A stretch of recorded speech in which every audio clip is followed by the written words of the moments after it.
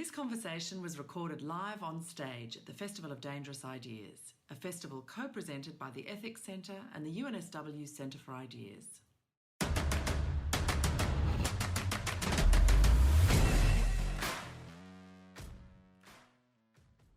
Our speaker today is Zeynep Tufekci, and I want to thank Scott Stevens from the RN program The Minefield for telling me about her work.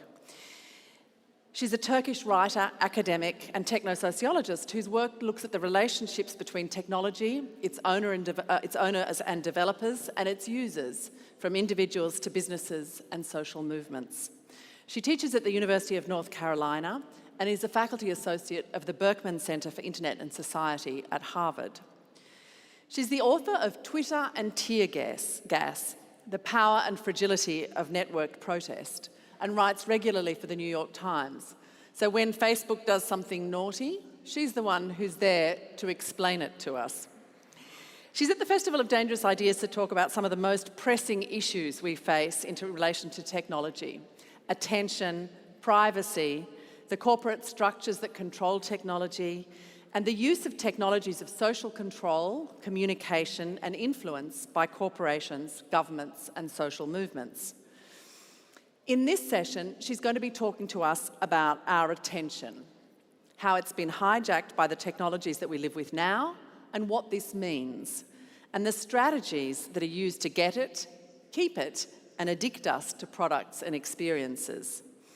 As she said in an interview, if you're not paying for the technology, you are the product. Your eyeballs, your attention, your data, and your wallet. This is an example of her very sharp perspective on these issues and the way in which she's going to be focusing on the dangerous ideas about what can happen with technology, but also on the strategies that we can use to live with it in a more harmonious way. Zeynep Tufekci.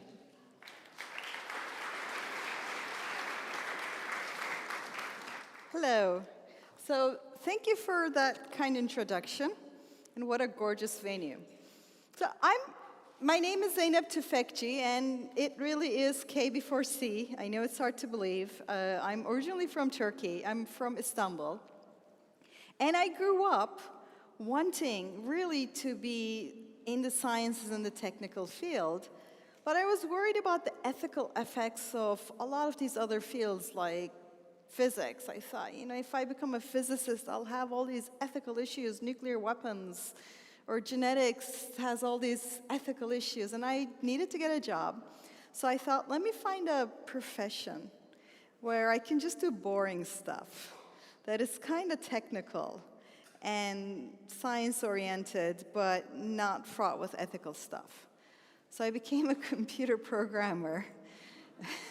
Turned out not to be the right way to avoid ethics, because my physicist friends are worried about who's going to get the Nobel Prize for Higgs boson. It's a team effort. 3 people get the Nobel. They're distraught over that. My people, killer robots, upheavals in democracies, ethnic cleansing campaigns. So I'm clearly in the middle of all the ethical stuff. I started early on working as a programmer, and then I switched to the social impacts. I switched because I was so interested. I was so fascinated by what it would mean to be able to talk to people, around the world through this internet thing, and it was really interesting to me. Part of the reason that was so fascinating and so interesting is that I grew up in Turkey under a military coup. Now, in Turkey, that's not saying much. Right? We have a lot of military coups. We have so many military coups, we have different names for them. The one I grew up under was like a hard military coup. Yes, we have a lot of adjectives too, where everything was terribly censored. We had one TV channel, and that TV channel showed whatever the junta, the military, wanted us to see. So we ended up watching, believe it or not, a lot of American soap operas, Little House on the Prairie, things that made no sense growing up. But they wanted us to watch that because they didn't really want us to get the news and information.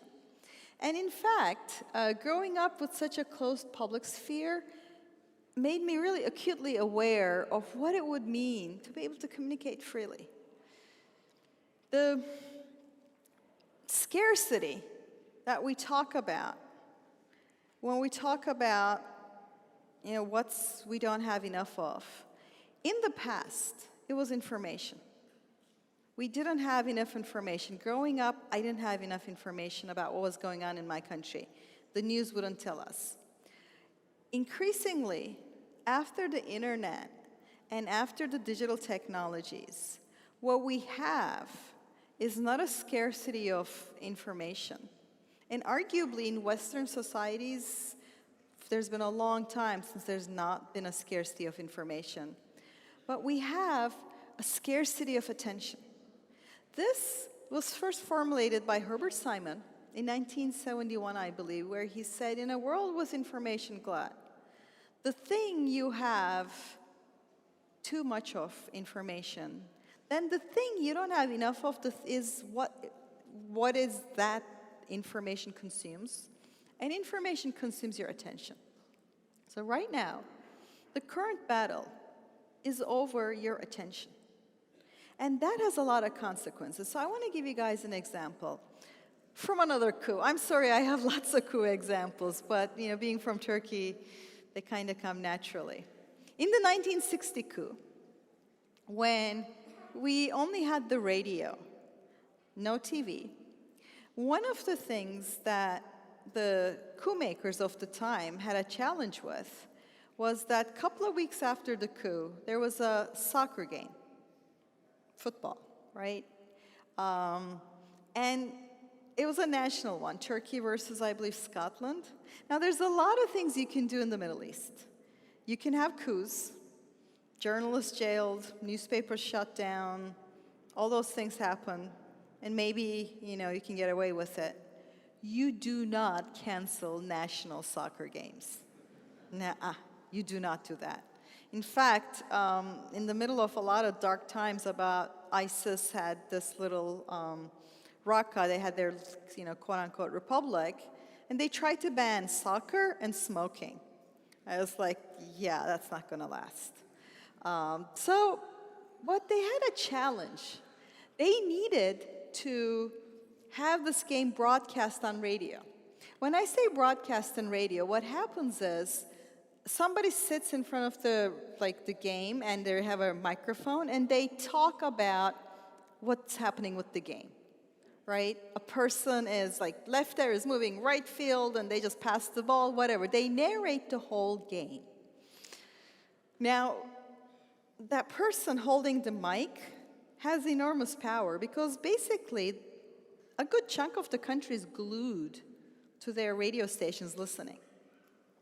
So the coup junta, they were like, how do we let this guy have a microphone? What are we going to do? So they came up with the kind of clever idea we come up with often in the Middle East. They surrounded the poor guy with 3 guys with guns pointed at his head. And they said, go ahead, talk only about the game. Don't you say a word about the coup, politics, anything else. Because they were afraid that he had that microphone, and had he said something, that was a lot of power. So the poor guy narrated the whole game with 3 guns pointed to his head. He was not happy about it. And after the game, he went to these people and said, that really wasn't great. And they're like, don't take it personally. You had power, and we couldn't let that be. Now, fast forward, 2018, 2016, 2018. It's hard to imagine any place in which you could block one person and block the information, right? It's just kind of hard to imagine that. And I have, in my lifetime, I have similar instances where you could block one person and you would block information getting out. Right now, that would be really hard. There'd be somebody else. There'd be people with cell phones. If you cut off the internet, they would get a satellite phone. When Mubarak, Egypt's autocrat, shut down the internet in Egypt, in Cairo, in Tahrir Square during the protests, my friends there, I study social movement, so I knew a lot of the people there.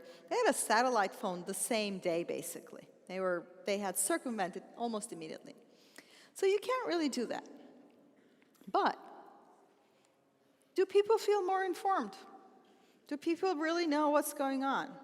Right now, there are a lot of parts of the world where I don't really know what's going on. There's a lot of information, but because of the way information is distributed, it doesn't have the same clarity, because censorship has moved from blocking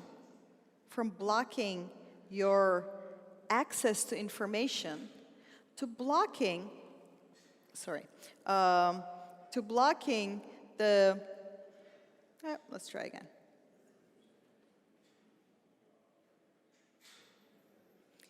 They have the correct one, they have it. That's right, leave it. You know, this is the good part about AI. When they have Skynet, AI takes over everything, and they're supposed to try to blow the world up, their presentations aren't going to work. So they're going to be like, hey, we're Skynet, we want to destroy humanity. Does anybody have a dongle? Right? So this is the one good thing. So distraction and confusion, and not blocking, is the way current censorship works. So there was a really interesting study. It came out of Harvard by Gary King, Jennifer Pan, and one more person. And it's really ingenious. What they did was they downloaded everything that was being posted on Chinese social networks, and they kept downloading it, like download, download, download, so you could compare what had been disappeared from one to the other. And you might think in China, they're really like blocking people complaining about the government, political stuff, that kind of thing. But it turns out that's not what they're blocking. In fact, they almost use it as a way to detect what's going on. It's almost like if people are complaining about something somewhere, the centralized government says, okay, there's something to pay attention to. If anything, the data surveillance they have is helping them adjust. What they're doing instead, the researchers found, instead of blocking, is that if there's something really important going on in the political sphere here, they have people, most of them government employees, who go and create a distraction here. Hey, look here, right? There's something going on here, but there's commotion here. It's the oldest trick that all magicians know, right? You distract. You do things right in front of people and you distract. The other thing you increasingly see with censorship is challenging the credibility. You see something and 50 people claim, oh, it's fake, it's false, it's this, it's that. So by muddling with your attention and creating an information glut and creating a distraction, the current model of censorship works not by keeping you from information, but making that information either not as visible or not as credible. And it's a very effective way. It creates an enormous amount of confusion, and it creates, what's the correct word? Disillusionment. You no longer feel empowered. Now, I gave a China example, I gave a military coup example, I gave all these sort of government examples. But the thing that really bugs me these days, and the thing that I really think we should do something in more developed countries, countries with more or less functioning democracies, is the business model of our internet, right? So when something might be happening in China and they're using the internet as a means of surveillance and social control, that's what they're doing, and that's a political question. But in the United States, and in Europe, in Australia, a lot of the things we use, the Facebooks, the Twitters, the online stuff you use, they are paid by attention. Thank you. The human in the loop. So it's paid by attention, and it's not free.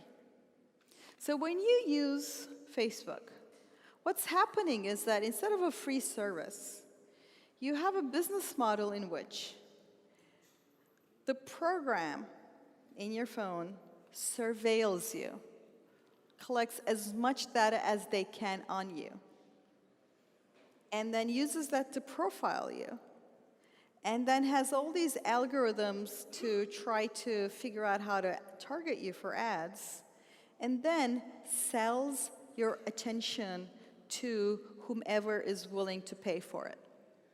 Just today, like a couple hours ago, a journalist went to Facebook's ad system and said, I want to reach people who believe there's a white genocide going on. And Facebook was like, okay, pay us and we will let you find people who believe in white genocide is happening. Now, this is a very, very racist belief at this point, that there's some sort of white genocide is going on because brown people, heaven forbid, are having kids or immigrating to countries that have a white population, and this is a genocide and we must do everything we can. This is the kind of belief that white supremacist mass shooters have held. This is a very harmful, pernicious belief. But if you go on Facebook and say, find me those people, the company will find you those people, apparently, and let you advertise to them for a fee, of course. This is a terrible example. But if I also want to find people who are prone to a conspiracy theory, I might try to find them by keywords. If I find a gullible audience and I have their emails, I could upload it to Facebook and say, find me people like this. There's something called a lookalike model on Facebook, and it could serve those to you. The reason it can do all of this, and the reason it does all of this, is that its business model is to sell your attention. Now, unfortunately for them, online ads aren't worth much unless they're heavily targeted by this surveillance. So we have this double whammy where attention is sold, but at the cost of also a lot of surveillance. And this kind of attention selling has a lot of consequences, and I'm going to talk about one example of the kind of consequence and explain why this connects to the attention selling business model. So let's give another Facebook example. On August of 2014, I was online looking at stuff, and I noticed that there was a hashtag that was, or there were some events happening in Ferguson, Missouri. Ferguson, Missouri is a little town, suburban United States, and there just had this terrible incident where an African-American teenager had been shot and killed by a white police officer. Now, this issue had already some attention by people organizing online, and there's all these things. And the community was grieving. They had gotten together and they were grieving. And it was a protest. It was a funeral, a grieving community coming together, a protest. Now, what happened is that the police department reacted with this enormous amount of firepower, for lack of a better word, right? Just APCs, these armored personnel devices. There were people on the APCs with snipers. There were dogs. There's just this massive police presence. So we're kind of all squinting and looking. Now, because I study social movements, I have a lot of friends in Egypt and Bahrain and lots of places in Turkey, and they're kind of like, my friends in Bahrain were like, are you sure these are pictures from the US? They look like Bahrain, you know, APCs and snipers for a protest. I was like, these are pictures from suburban Missouri. I don't know what's going on. This is terrible. So just by coincidence, that week there had been some weather events, I believe some tornadoes. So there were a bunch of journalists on the scene. They were close by, so they went to the protest. And two of them, Wesley Lowerly of Washington Post and Ryan of Huffington Post, they're sitting at McDonald's. And this is what journalists and activists and researchers around the world do. If you want to find them, McDonald's or Starbucks, Wi-Fi plugs, right? You plug your device, you upload your stuff. So they're sitting at a McDonald's, uploading their things, using the Wi-Fi, and the cops come in. Okay. The cops are like, leave, go, go. And now Wesley and Ryan, they're national reporters. They're not used to being pushed around. They're like, or if they're pushed around, they're going to be like, why? Are we under arrest? What's going on? Oh, before they had anything, they were just scooped up. And the next thing we have now, we didn't see this, right? We don't have a live feed. Next thing we see is a picture, that's this really fuzzy picture of Ryan and Wesley being stuffed into a police van. At this point, my friends in Bahrain are like, this is absolutely Bahrain. There's no way. You know, we've got everything going on. The journalist just being, what's going on? So, to get a sense of what was going on, I went and checked Facebook, where a lot of my friends were, because I'd been following this on Twitter. So I went to Facebook, and none of my friends on Facebook were talking about it. I said, okay. So I went back on Twitter. All my friends on Twitter were talking about this. It was this big event. There are now fires burning someplace. It was really getting bigger and bigger. I went back to Facebook. Nothing's happening. Twitter, it's all Ferguson. And I thought, wait. It's because I have fairly similar friends I follow. Facebook's newsfeed is algorithmically organized for you. What Facebook does is it makes money by keeping you on the site, right? It needs your attention to be on that site. So it doesn't show you things the way you want to necessarily. It shows them the way that it thinks will keep you on the site. So I dug through the menu and I found the option for seeing things chronologically, and my friends were talking about it. My friends were absolutely talking about it. Facebook's algorithm was hiding it. Instead, what I was seeing, let's try again. One more slide. Yes. Instead, what I was seeing was the ice bucket challenge. Did it make it down under? You pour ice water over your head and you donate to a ALS, which is a terrible disease charity. Facebook's algorithm really liked that. It's likable, you click on like, you tag your friends. What was happening in Ferguson? It's not likable. There's nothing likable about it, so you couldn't really click like, right? So it was algorithmically suppressed. And the suppression method was very closely linked to Facebook's algorithmic decisions and the fact there's a like button rather than this is terrible but pay attention. Because it wants to be advertiser friendly and it wants to keep you on the site. Because maybe if we talk about serious stuff, maybe you won't want to remain on the site. Who knows? This is a direct consequence of the way it works. Now let me give another example. Let's talk about YouTube. So when you go on YouTube, you watch something. Do you notice like on the right-hand side, there's a whole autoplay kind of column. It'll just sort of say up next, and up next, and it'll autoplay. So that's the recommendations. YouTube will recommend stuff for you and will play it for you. Fine. So on the US election, before the US election, I was following, as a social movement scholar, then candidate Donald Trump's campaign. It was like, I'm from Turkey, so I was kind of like, I think I may have seen parts of this movie before. This is giving me some spidey sense tingling. I was like, he could win. I started going to his rallies. I started following and talking to his followers. And I wanted to write something about it for the New York Times, and I was going to argue, please take this seriously. This is not a joke candidacy. He's connected with an audience. Here's the message, blah, blah, blah. And in order to write that, I wanted to quote a piece. I wanted to say something from something he had said. I wanted to cite it correctly. So I went on YouTube, and I watched the rally I'd been at, just to get the quote right. And then my YouTube kind of lost its mind. It started auto-playing for me these like white supremacist stuff, and then the Holocaust never happened stuff. And it was like this terrible, terrible stuff. It just kept playing. I'm like, what is going on? Right? I didn't want to see that stuff. And I thought maybe there's some weird correlation between that and who knows.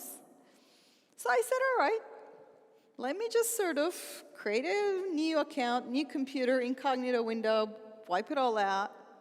And I watched some Hillary Clinton stuff.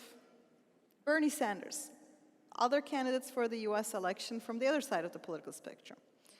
So YouTube starts showing me like more conspiracy-oriented left this time. Not as like the same terrible stuff, but it was kind of not more of the same. I'm like, what's going on? I thought maybe politics, this is how the political world works. So I went and said, okay, close everything, new account, new computer, whatever. Let me watch some stuff about jogging, YouTube, jogging videos. And soon YouTube's like, how about ultramarathons? It's just auto-playing stuff about ultramarathons. I'm like, no, jogging, ultramarathons, how to run ultramarathons. I watched some videos about being a vegetarian, and YouTube's like, would you like to be a vegan? How about watching some stuff about vegan? I'm like, are you ever hardcore enough for YouTube? No matter what you watch, it's just trying to edge you to one side or the other. What's going on here? So what's going on here is that Google has this machine learning algorithm, which is this way in which you feed a lot of data to a machine learning algorithm, which builds this big neural network and then classifies things. So the machine learning algorithm that in this particular case for YouTube is trying to keep your attention because that's what it's going to sell. And the algorithm clearly, in my view, figured out a human vulnerability. We are drawn to stuff that's slightly more edgy and extreme. Watch the movie Matrix, red pill, blue pill, right? Do you want the truth? Do you want the secret stuff? It's seductive, it's interesting. It's especially interesting to young people. So the algorithm realized, like, trying to keep people go down these rabbit holes keeps them on the site.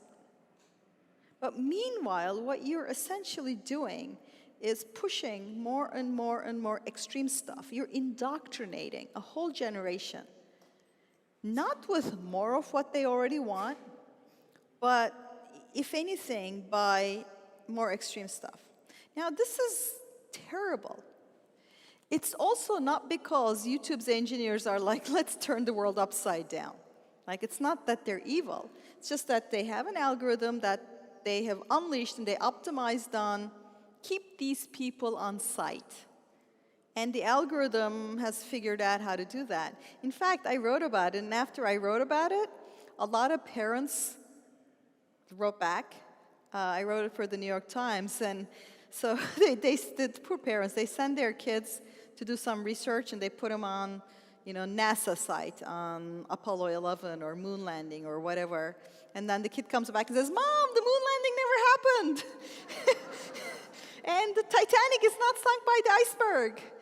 3 steps later, they're arguing the Earth is flat. Because YouTube is full of this.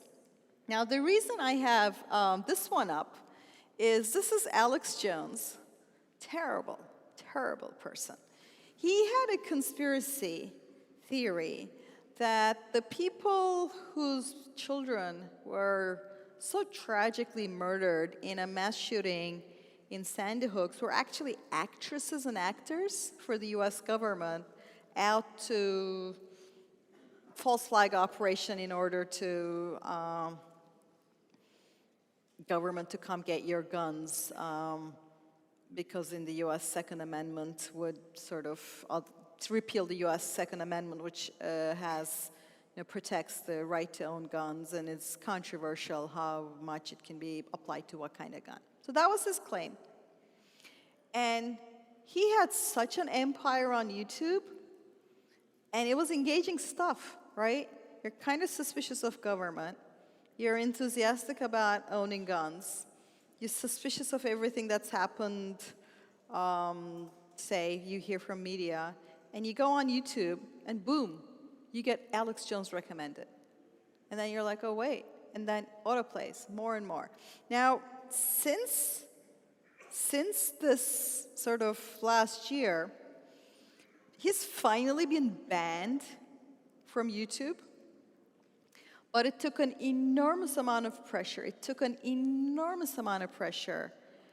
Civil society and everything in the US, and plus, these poor parents who Alex Jones was accusing of being actors and actresses were getting threats, credible threats to their lives, that they had to move away. One of them lamented that she had to move away from the grave of her first grader kid. I mean, how terrible, right? So finally, he got banned. But there's something interesting here, right?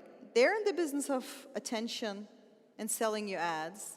And Alex Jones is really good at ginning up attention. Terrible stuff can be great for, I want the blank one, if people can hear me. Yeah, blank one. So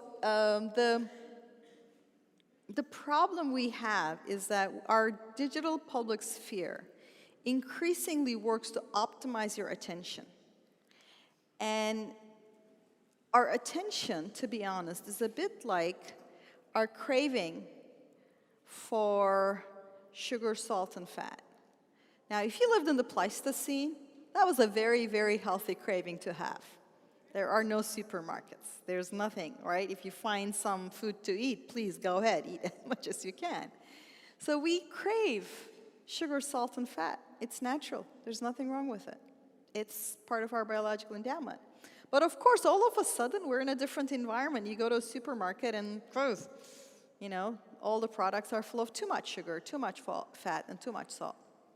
Because they're trying to get us to crave that which we are vulnerable to. So the digital public sphere, which operates by monetizing, harvesting, plundering our attention, often operates by acting like a restaurant where it's constantly serving you, I don't know what your weakness is, potato chips for me, potato chips for breakfast, lunch, and dinner, right? If you keep serving that to people, and they're like, okay, it's the first thing you see for breakfast, it's the second thing you see for lunch, it's the first thing you see for dinner. It's very human to say, let me see. Especially, this is like a school cafeteria. This is what young people are growing up on.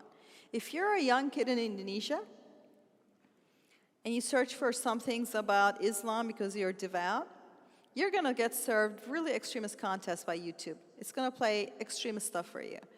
If you're in India and you search for something about political parties, you will get the more extreme stuff.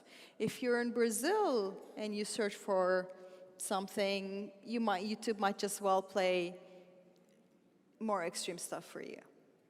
Similarly, things that go on viral on Facebook are things that appeal to our vulnerabilities similarly. They're trying to get our attention. So what goes viral on Facebook very often is stuff that is outrageous, anger-inducing, or very cuddly and cute. I mean, I don't know about you. There's a US election coming up soon, so half my Facebook is cute babies and engagement, and half of it is a lot of angry people, upset and worried, and terrible news. Because that stuff is stickier the way food loaded in sugar and salt and fat are stickier to our appetite.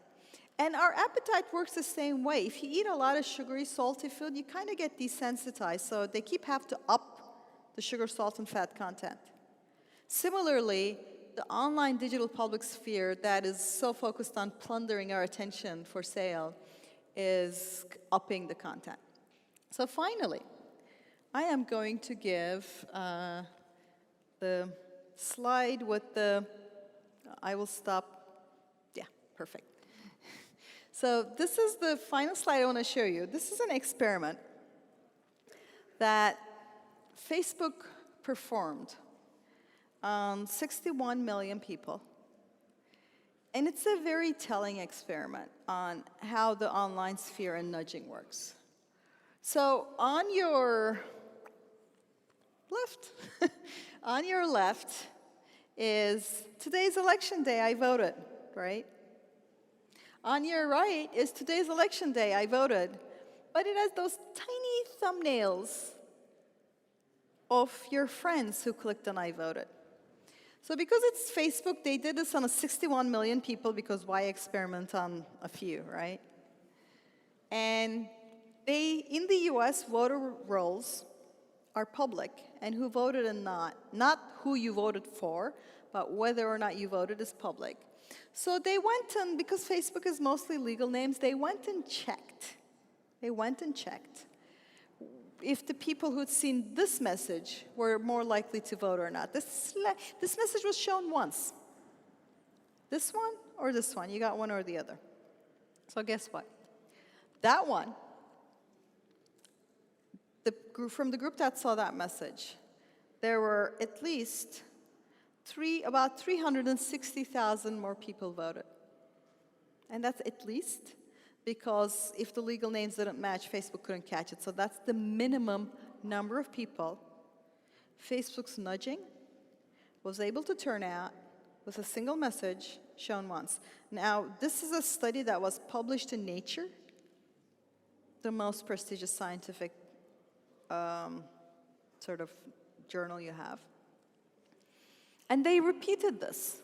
They duplicated, same effect. Now, 360,000 people is about 3 to 4 times the number of people that decided the US election in 2016.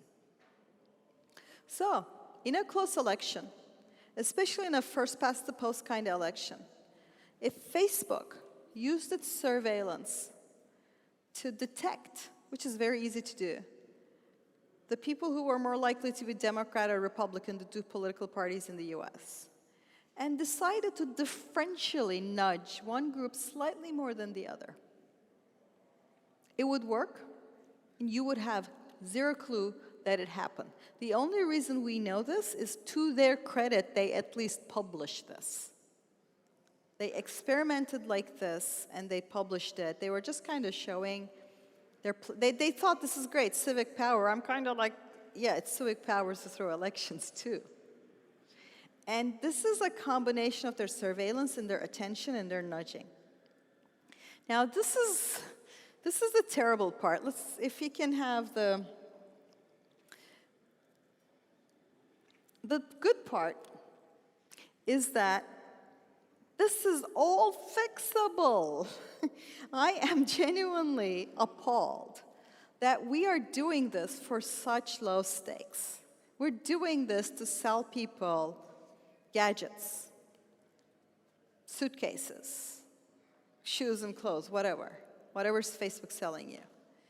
We're building this terrible infrastructure that is not good for attention, that's not good, it's not good for our democracy, it's not good for the health of our information sphere, simply because their ad brokering model depends on manipulating our attention.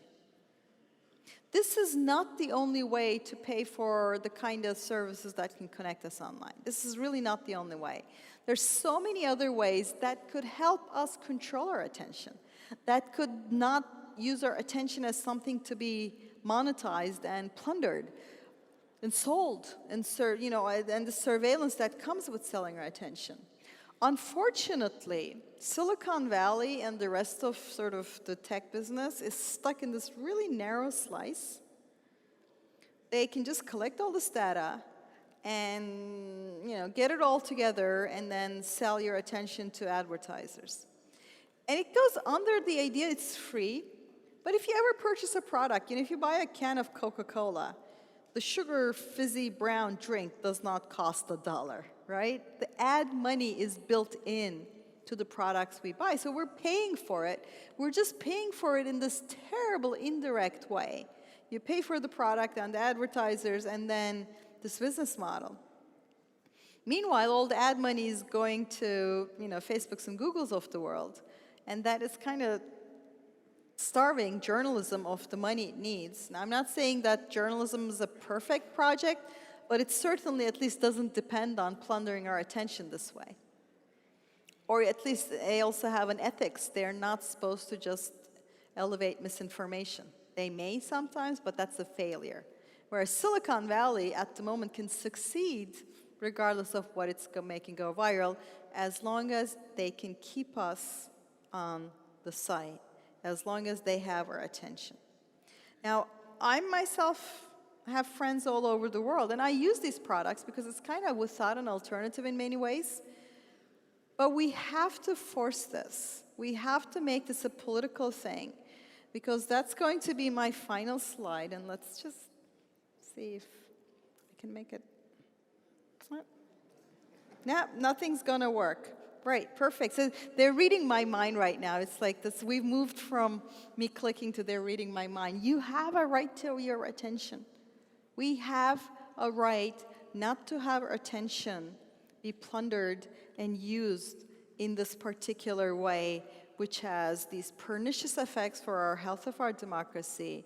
It is a way in which if a friend of yours posted something and Facebook's algorithm decided not to show you, you wouldn't even know what you don't see. Your friend might have posted some heart-wrenching cry for help, and nobody responded. And she might be thinking, nobody cares, when the Facebook's algorithm is not showing it to you, and you don't even know what it's not showing you, right? Your friend doesn't get to see who saw what. They keep all that quite opaque. They don't come and say, we're using an algorithm, and your post was seen by these people. You're not in control, because once again, your attention is being plundered by the business model. And to sort of finalize the optimist part, it's really not that these companies are full of evil people, not at all. I have lots of friends who work in these companies. If that were the case, we'd just replace them with nice people and we'd be done. It's the business model that's driving this, which means it's eminently fixable. And it's the kind of thing I feel like we have a new industry, like cars or something. They don't have their seat belts, they don't have their emission controls, they don't have all the things we have in all these other industries. It's really high time that we got that for the business of using, plundering, selling our attention. Thank you.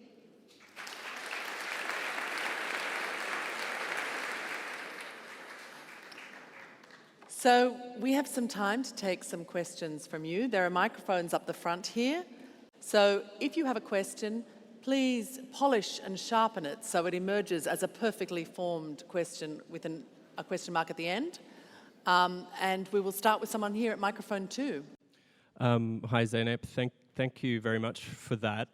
You're saying that the problem is fixable. Could you give us some more concrete policy ideas of how to actually fix the problem?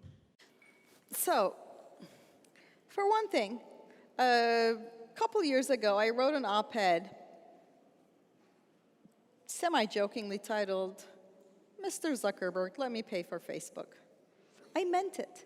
And at the time, I calculated from their SEC filings, and this was 2014. It was about $1 per month per person. That's not a lot of money. Like my cell phone connectivity is like $50 a month, right? So, and that $1 a month includes all the ad technology and blah, blah, all the targeting. WhatsApp, which Facebook was allowed to purchase, was perfectly fine and would have quite likely been profitable. It wanted $1 per year per person. This is sort of the dirty secret of the online ad business, is that it is not very profitable per person. It is only profitable if it is really large scale, like Facebook has 2 billion users, and then it can make a decent amount of money, fine. So we could, just like that, ban micro-targeting ads. Just ban it. Why not? There's no reason that says we have to allow it. Or we could have a rule that says micro-targeting can only happen after actual consent, not the current click on this, that sort of thing. We could stop them from collecting so much information on us. On what on earth, where is the sort of legal inherent right that you get to collect this much surveillance on this? So if they can't collect this much data on us, and if we just ban it, they would have to find different business models that didn't depend on profiling us and targeting us.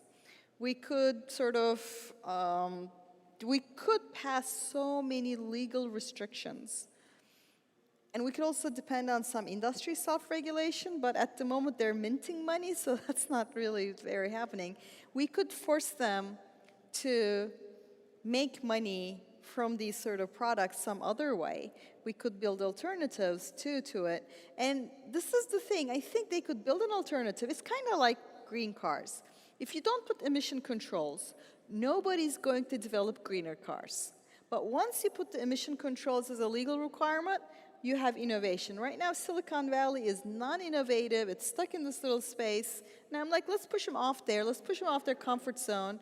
And I feel like this is fixable. Why do I need, I don't need Facebook to be a surveillance machine to work. So that's kind of why I'm like, I'm an optimist. We can do this. We just have to say, this is a political problem and fix it. Microphone number 3. Is it working? Yeah, cool. I've kind of observed that when you talk to people with a social science background or an arts background, they're very responsive to this message. But engineers and computer engineers and things like that have quite a different perspective on it and don't really see it as a problem. And I was wondering whether you've noticed the same thing and how to get this kind of message through to people from that background. So, okay, yes and no, right? So my geek tribe, as I like to call them, it's kind of like being an engineer of a car. You're kind of like, they see what's going on. They're kind of like, why don't people do this? And they expect a lot more individual action in some of these things, which I think is unrealistic, right? You shouldn't have to understand exactly what's going on under the hood. So that's one part of it. The second part of it is like you're just tasked to do your technical stuff, so you're not really thinking about these social consequences. It's just not like the way we educate engineers. The third thing is that famous saying that when a man's salary depends on him not understanding something, it's quite remarkable how talented people can get at not understanding things. So there's a lot of self-interest going on too. But I have to say, it's the business model. Like, you could take these people, and right now it's full of fairly nice people. You could take these people and put a whole host of other people who understand this issue. And as long as they stuck to the way they do the business model, maybe they would curb some of the worst harms, but we would find ourselves in a similar space. So I would like to not have them understand in order to fix it. Thank you very much. I was wondering if you're getting a sense that there's actually much political will for government regulation of social media. They do seem to default back to a model of industry self-regulation that's continually failing, and the fact that Facebook's micro-targeting white supremacists this week suggests industry self-regulation's not getting the message through. But, you know, are governments prepared to take on the tech industry like that? So my take is governments aren't like weather, right?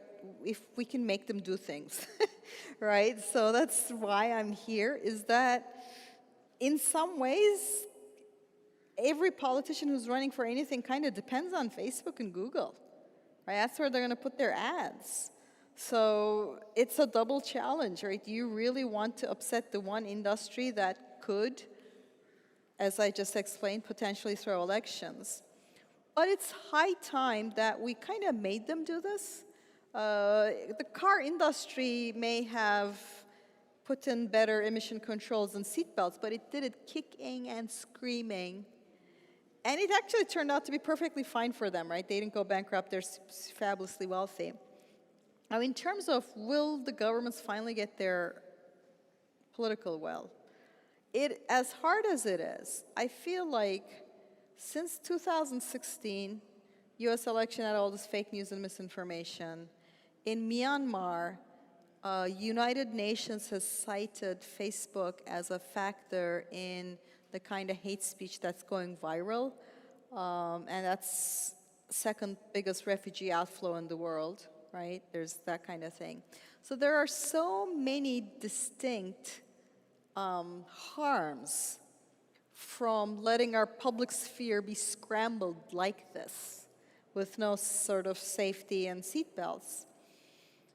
I hope that something will happen. The thing I fear is that the governments are also full of people who either depend on it or are the kind of people who have their email printed for them by their assistants. So they don't really use the technology as much. So we could get a clumsy thing. I don't want our freedoms to go away. I just want some of this. So it's a real tricky thing. And my appeal here is that this is a political problem. Citizens have to say this is a political problem and ask politicians, what's your platform? And get involved and ask about it. So hopefully the answer will be, we will make them do something. Microphone number 2. Should the algorithms be made more transparent? Should users have more control? Should they be regulated? Rather than attacking the business model itself, is it all about the algorithm? So, yes, but the way machine learning works technically is that right now, when I was programming, we would give the computer like exact instructions. Right now, when you program, you're not giving the computer any instructions, you're just feeding it a lot of data, and then it builds this neural network that is just this million by million or billion by billion big matrix. So if you got a cross-section of my brain right now, that would be tragic for me, but you just see my brain, you wouldn't see which words were there. A lot of the algorithms are kind of like that. Transparency, unlike previous computer programs, doesn't really give you a sense of what's going on. So Google Translate is like 500 lines of code and a giant machine learning. So if you went to Facebook and said, make your algorithm transparent to regulators, they might just say, here you go. And you still wouldn't know. I mean, this is sounding slightly technical, but it's important. The way they work right now, because of machine learning, transparency doesn't get you what you need. It's kind of, I sometimes liken it to like you raised a puppy, now it's a dog, and it's doing something. Like, you just have to act on the behavior and try to figure out the behavior rather than try to sort of fix it through transparency. This is why I keep focusing on the business model. Even if you had the world's like sort of most angelic programmers, they're not giving the computer instructions. They're only telling it what to optimize for. And that's the only power they have. So as long as they're optimizing for our attention, this is where we end up. So yes, but it wouldn't really solve our problem. So a lot of the things you've explained come down from collecting group information.